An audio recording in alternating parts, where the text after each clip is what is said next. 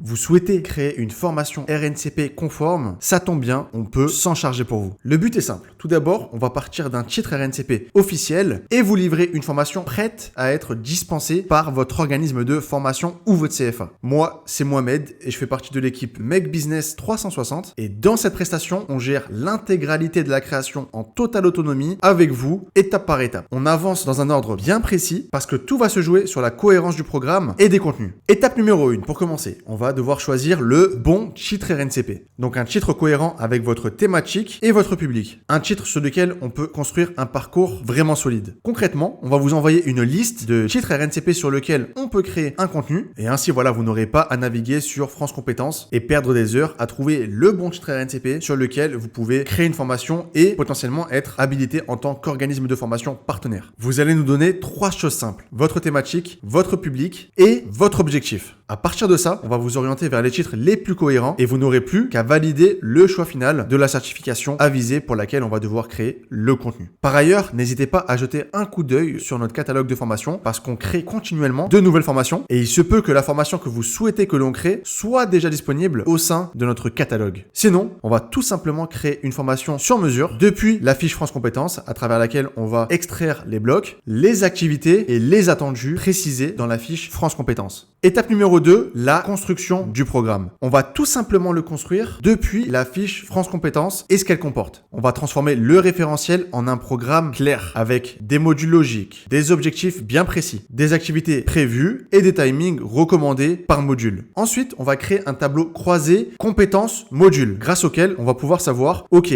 à quel moment telle compétence est travaillée au sein de votre contenu de formation. Mais aussi savoir à quel moment une compétence bien particulière sera évaluée lorsque vous allez dispenser votre formation. Ce tableau vous servira en audit, il pourra être intégré au sein du programme de formation et il vous servira également auprès du certificateur de justifier votre structure. Dans la conception du programme, on peut également s'inspirer de grands organismes de formation qui proposent cette même certification, mais on veille à rester aligné à 100% sur la fiche France Compétences. Il nous faudra donc à la fin un programme qui soit à la fois lisible, défendable et exploitable pour ainsi enchaîner avec la 3e étape, la mobilisation des ressources. Nous, ce qu'on veut, c'est pas uniquement un programme qui soit beau, mais vide. Si vous avez déjà plusieurs ressources à intégrer au sein de votre contenu de formation, à savoir des documents internes, des vidéos, des supports, des exercices bien précis, on les prend, tout simplement, on les trie, on les classe et on rattache tout simplement chaque ressource au bon module et à la bonne compétence. Mais si vous n'avez aucune ressource à nous fournir, bien évidemment, on va devoir travailler en interne pour rassembler les bonnes ressources dans le cadre de cette même certification. L'objectif, c'est d'être 100% autonome. Pour vous donner des idées, dans la partie ressources, on va chercher de l'information dans des livres, dans des e-books, dans des fiches pratiques, dans des transcriptions de vidéos également. Bref, on va devoir fouiner tout simplement pour aller trouver les bonnes ressources à mettre en avant au sein de votre contenu de formation. 4e étape, on transforme le contenu en